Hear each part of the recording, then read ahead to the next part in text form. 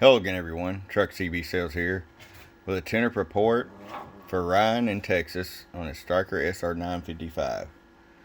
Ryan got ready to go for you, bud. Tune alignment, voltage regulator upgrade, as well as the ERF2030 Plus upgrade. Yep, if you've been watching the videos, then you know what's about to happen. If you haven't been, click the little subscribe and follow us on YouTube, and you'll get to see all kinds of cool short videos. So let's start with the RF power all the way down. 100 watt slug. Ryan, we set you at 2 watts all the way down so you have full adjustability in case you decide to run an amp. And 20 watts all the way up. And I'm going to show you average power swing.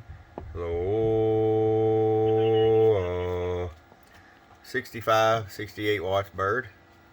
250 watt slug in PEP. And about 122 peak. Alright, Ryan, it's ready to come to you from your friend Truck at www.truckscbsales.com. Bump bump.